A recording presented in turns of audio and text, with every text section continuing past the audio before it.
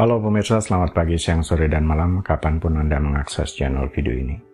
Saya Divi dari channel Sukses Autopilot, seorang intuitive advisor, analis energi, dan vibrasi. Membahas seputar Law of Attraction Indonesia melalui pendekatan metafisika dan hukum spiritual alam semesta. Dan untuk video Law of Attraction Indonesia ini terbagi menjadi beberapa bagian, yang pemirsa bisa ikuti untuk mendapatkan gambaran atau materi yang utuh dan lengkap. Untuk itu, link-link video yang terkait sudah saya pasang di deskripsi di bawah ini. Baiklah, simak terus video sampai habis, silahkan subscribe buat yang belum, dan jangan lupa nyalakan loncengnya, agar mendapatkan informasi-informasi yang terbaru dari channel ini setiap minggunya. Pemirsa, kali ini kita akan membahas tambah sehat, tambah kaya, setiap hari pasti. Seperti kasus seseorang yang menderita insomnia. Jika dia tidak berusaha untuk tidur, dia akan berbaring dengan tenang di tempat tidur. Jika sebaliknya ia mencoba untuk memaksakan dirinya untuk tidur dengan kehendaknya, semakin banyak upaya yang dia lakukan, semakin gelisah dia. Ini yang dinamakan hukum upaya terbalik. Semakin berusaha dia, maka sulit itu untuk terjadi. Upaya selalu mengalahkan dirinya sendiri, selalu dari kebalikan dari apa yang diinginkan. Pikiran bawah sadar selalu dikendalikan oleh gagasan dominan. Pikiran bawah sadar akan menerima yang paling kuat dari dua ide yang saling bertentangan. Cara mudah dengan sedikit upaya adalah yang terbaik. Coba perhatikan bahwa semakin Anda mencoba untuk mengingat nama orang yang Anda lupa, maka akan semakin lupa. Tetapi kemudian Anda melupakannya dengan mengerjakan sesuatu yang lain, tiba-tiba nama itu muncul kembali kepada Anda dengan sendirinya tanpa usaha yang berarti. Saya ingin tidur, tetapi saya tidak bisa. Saya ingin mengingat nama si Anu, tetapi saya tidak bisa. Saya ingin menghindari rintangan, tetapi saya tidak bisa. Anda lihat, dalam setiap konflik ini, imajinasi yang memperoleh kemenangan atas kehendak tanpa kecuali. Seperti orang yang berafirmasi, membuat kalimat afirmasi biasanya dinyatakan dalam orang pertama atau pihak pertama. Menggunakan saya, biasanya sering digunakan. Sedangkan autosugesti dinyatakan dalam orang kedua, seolah-olah itu ditujukan kepada orang lain. Tentu saja dalam hal ini adalah diri Anda sendiri dan menggunakan nama atau nama depan Anda. Dengan kata lain, afirmasi positif Anda menegaskan pernyataan positif seolah-olah itu sudah berlaku untuk Anda. Sedangkan dengan autosugesti, Anda hanya menyarankan pernyataan positif seolah-olah ingin meyakinkan diri sendiri tentang hal itu. Apapun itu, pilihlah teknik yang paling cocok buat Anda.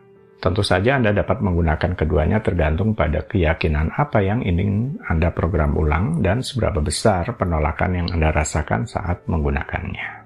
Walaupun autosugesti dan afirmasi memiliki tujuan yang sama dan hanya berbeda dalam hal pendekatannya, tetapi alangkah baiknya jika kita menguasai keduanya agar mendapatkan hasil yang maksimal di dalam melakukan pemrograman ulang tersebut.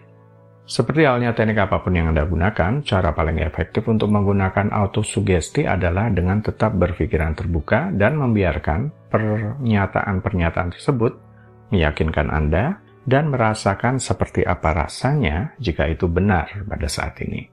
Bagi Anda, jangan menilai atau terlalu menganalisa pernyataan apapun. Sekali lagi, dalam autosugesti Anda menggunakan nama depan Anda untuk memanggil diri sendiri dengan lembut dan meyakinkan seolah-olah Anda sedang berbicara dengan orang lain dan seolah-olah Anda ingin menginspirasi orang yang paling Anda cintai. Dalam hal ini tentu diri Anda sendiri ya. Mungkin Anda dapat merasakan seolah-olah diri yang lebih tinggi, sukma, atau roh Anda yang berbicara kepada pribadi Anda di alam fisik, dan berusaha untuk merasakan cinta yang dimiliki sukma Anda atau roh untuk Anda. Autosugesti bisa jadi pilihan ketika keyakinan negatif muncul dan memicu penolakan batin atau ketika menggunakan afirmasi, justru menimbulkan perasaan cemas atau ragu. Ya. Saya pernah sampaikan bahwa kondisi pikiran bawah sadar masing-masing orang itu tidak sama. Banyak sekali misteri di lapisan-lapisan pikiran dari jiwa. Bagi sebagian orang, pikiran bawah sadarnya lebih mudah menerima autosugesti karena di sini tidak menegaskan sesuatu yang bertentangan dengan keyakinannya. Anda hanya menyarankan sesuatu, meskipun secara meyakinkan. Mungkin cocok untuk seseorang yang sedang tertekan atau putus asa tentang hidup dan tidak dalam suasana hati yang baik untuk menegaskan sesuatu yang positif apalagi mempercayainya. Alasan lain untuk menggunakan autosugesti sebagai pihak kedua adalah ketika ingin mengesankan pikiran bawah sadar Anda dengan suatu keyakinan baru, adalah karena sifat subjektif pikiran bawah sadar yang mau menerima saran. Di sini pikiran objektif Anda, pikiran sadar memberikan arah dan pemberi saran. Dan pikiran subjektif Anda, pikiran bawah sadar sebagai penerima saran. Contoh afirmasi versus autosugesti. Katakanlah misalnya Anda merasa sangat lemah. Jika Anda mengatakan pada diri sendiri, saya kuat, maka Anda tidak mungkin mempercayainya karena Anda saat ini sedang merasa lemah. Tetapi jika Anda berbicara kepada diri sendiri seolah-olah berbicara kepada orang lain dan berkata dengan memberi semangat, contoh, nama Anda adalah A. A adalah orang yang kuat. Maka biasanya Anda mau mendengarkan dan memperhatikannya. Anda bisa membandingkan dan mencoba sendiri menggunakan afirmasi sebagai orang pertama dan autosugesti sebagai orang kedua untuk sesuatu yang ingin Anda ubah dalam diri Anda. Perbedaannya akan menjadi sangat jelas. Ini sama sekali tidak dimaksudkan untuk mencegah Anda menggunakan afirmasi positif dalam memprogram ulang pikiran bawah sadar. Sebaliknya, autosugesti adalah alternatif yang dapat Anda gunakan ketika sedang menghadapi penolakan batin untuk memprogram ulang pikiran Anda dengan teknik alternatif ini. Katakanlah ada keyakinan tentang kekayaan yang membatasi dan ingin Anda timpa dengan keyakinan baru di pikiran bawah sadar Anda. Ucapkan autosugesti Anda dengan lembut beberapa kali yang akan mendorong memotivasi Anda dengan penolakan minimal dan pertahankan agar tetap positif. Contoh, afirmasi, saya sehat, saya kaya. Autosugesti, semakin hari, isi titik-titik dengan nama Anda, tambah sehat, tambah kaya. Kenapa ada kata sehat? Karena tanpa kesehatan Anda tidak akan mampu menikmati kekayaan sebesar apapun. Jadi bukan hanya kaya, tapi sehat juga. Oke, jadi autosugestinya semakin hari, titik-titik. Isi titik-titik dengan nama Anda. Tambah sehat, tambah kaya. Tambah kaya, pasti. Tergantung seberapa besar rasa syukur Anda atas apa yang ada di saat ini. Yang jelas bertambah kaya dibandingkan dengan kondisi diri Anda sendiri di masa sebelumnya. Setelah melakukan autosugesti ini setiap malam dan di pagi hari, suatu hari Anda sedang berjalan-jalan di luar, entah untuk suatu keperluan atau hanya sekedar berolahraga. Tiba-tiba tanpa sengaja Anda menjumpai selembar uang Rp50.000 tergeletak di tanah. Anda memungutnya dan mengucapkan syukur atas penemuan ini. Dalam hal ini sebenarnya Anda sudah bertambah kaya Rp50.000 sekarang. Tambah sehat? Pasti. Tergantung seberapa Anda mau menindaklanjuti dorongan yang membawa kepada kebiasaan-kebiasaan yang membuat Anda sehat. Mungkin Anda jumpai tubuh sudah mulai menolak terhadap kebiasaan merokok yang selama ini ada, atau kebiasaan tidak sehat lainnya. Tiba-tiba muncul dorongan yang sangat kuat begitu saja untuk menghentikan kebiasaan ini. Sehingga kemudian lebih memilih untuk menjalani pola hidup sehat sampai hari ini. Tidak harus mengalami sakit penyakit terlebih dahulu atau alasan lain yang tidak enak agar mau berhenti.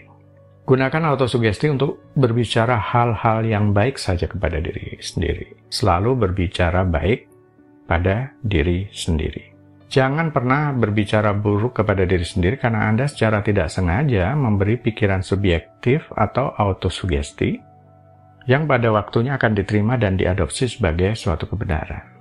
Jika Anda mendapati diri Anda berbicara buruk kepada diri sendiri, segera dan dengan sungguh-sungguh minta maaflah kepada diri sendiri seperti yang Anda lakukan kepada orang lain.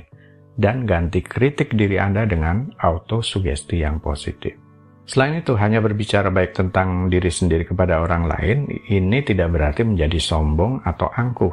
Melainkan, itu berarti tidak merendahkan diri sendiri ketika berbicara dengan orang lain. Jika seseorang memuji Anda, jangan menolaknya. Ucapkan terima kasih, dan jangan meremehkan diri sendiri. Berusahalah untuk menjadikan percakapan diri sendiri, baik di batin ataupun diucapkan, sebagai aliran autosugesti yang positif. Autosugesti dapat digunakan terpisah atau bersama dengan afirmasi positif tergantung pada seberapa besar program negatif yang ingin Anda timpa dengan program baru dan bagaimana perasaan Anda tentangnya. Bertahanlah dalam pengulangan setiap hari dengan autosugesti sampai Anda yakin akan sugesti itu dan akan terasa alami bagi Anda. Kemudian pada waktunya, keadaan Anda akan mencerminkan perubahan itu. Perhatikan diet mental Anda juga, dan jaga agar informasi yang masuk tetap positif sebanyak yang Anda bisa. Baiklah pemirsa, itu bagian ke-213 dari video Law of Attraction Indonesia. Sampai di sini dulu. Sampai bertemu di bagian berikutnya. Silakan subscribe buat yang belum, agar mendapatkan informasi-informasi yang terbaru dari channel ini setiap minggunya.